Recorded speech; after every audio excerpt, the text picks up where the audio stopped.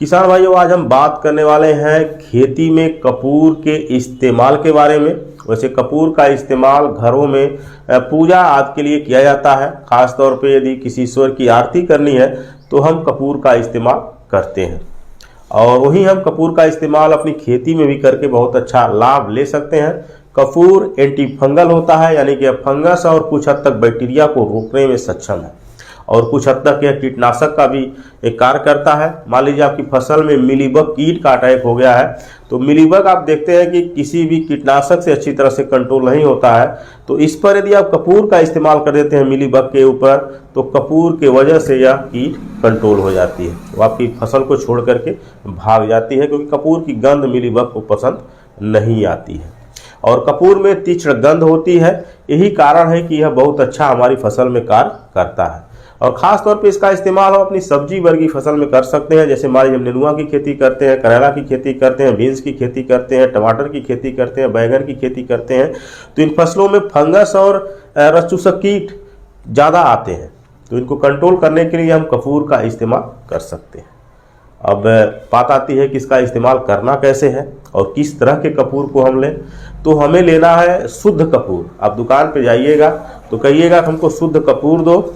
Naphthalene की गोली हमें नहीं लेनी है, यानी कि गोली वाला कपूर नहीं लेनी है। शुद्ध कपूर जो चिपटे में आता है बड़े आकार में, और दुकानदार हमें तौल करके देता है, तो शुद्ध कपूर हमें लेना है।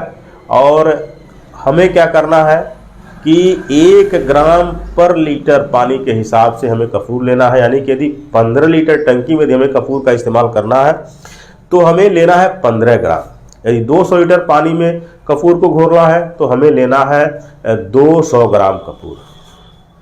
तो सबसे पहले में क्या करना है, कपूर ले लेना है और अपने पानी के हिसाब से। तो सबसे पहले क्या करें कि थोड़ा सा गर्म पानी ले लें और उसमें कपूर को डाल दें, क्योंकि कपूर जो है ठंडे पानी में नहीं घुलता है, और जैसे ही आप गर्म पानी में डालते हैं तो कुछ देर में यह घुल करके पानी में मिल जाता है। तो कपूर को आप गर्म पानी में अच्छी तरह से घोल लीजिए, उसके बाद पानी में मिक्स करके आप इसका स्प्रे कर सकते हैं। इसके साथ कॉम्बिनेशन के बारे में बात करें तो इसके साथ आप कॉम्बिनेशन बना सकते हैं नीम के तेल का। नीम के तेल में क्या होता है कि अजाडिरेक्टिन होता है, और ख़ास तौर पे 0.03% वाला आप अजाडिरेक्टिन लीजिए और इसका इस्तेमाल इस कपूर के साथ करिए। इसकी डोज के बारे में बात करें तो 1 ml पर लीटर के हिसाब से आप नीम ऑयल भी ले सकते हैं। तो मान लीजिए आप 15 लीटर के लिए यदि आप कपूर और नीम ऑयल का इस्तेमाल करते हैं तो आपको लेना है 15 ग्राम कपूर और 15 ml नीम का तेल, और दोनों को खूब अच्छी तरह से पानी में मिला लेना है। और इसे आप सुबह या शाम को अपनी फसल में स्प्रे कर सकते हैं।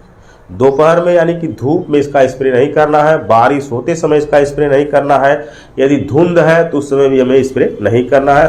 साफ मौसम हो, सुबह का या शाम का टाइम, तो उस समय आप कपूर और नीम के तेल का इस्तेमाल अपनी फसल में कर सकते हैं। तो यह गंभीर बीमारियों को तो आपकी फसल में नहीं रोकेगा। मान लीजिए आपकी फसल में डाउनी मिल्डू आ गई है तो डाउनी मिल्डू को बहुत ज़बरदस्त कंट्रोल नहीं करेगा। वही मान लीजिए पाउडरी मिल्डू आ गया तो उसको कंट्रोल नहीं करेगा। लेकिन यदि आप इसका इस्तेमाल अपनी स्वस्थ फसल में करते हैं तो यह रोगों को रोकने में ज़्यादा तो नहीं, लेकिन 50% बिल्कुल सक्षम है।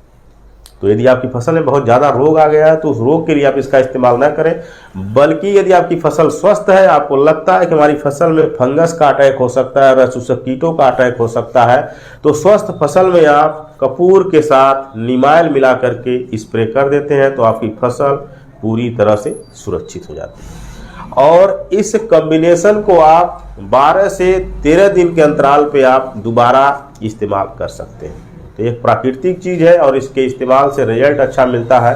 रस चूसक कीट इसकी गंध से दूर रहते हैं, वहीं फंगस भी आपकी फसल से दूर रहती है। तो बहुत अच्छा चीज़ है। यदि आप अपने अगल बगल सब्जी की खेती कर रहे हैं और चाहते हैं कि ऑर्गेनिक चीज़ों का हम इस्तेमाल करके सब्जी उगाएं, तो आपके लिए कपूर और नीम ऑयल काफ़ी अच्छा साबित होगा। वहीं मान लीजिए ज़्यादा एरिया में आप सब्जी की खेती करते हैं और आपकी सब्जी की फसल पूरी तरह से स्वस्थ है और चाहते हैं कि आपकी फसल में फंगस और रस चूसक कीटों का अटैक ना हो, तो आप इन दोनों से बचाव के लिए आप कपूर और नीम ऑयल का इस्तेमाल कर सकते हैं।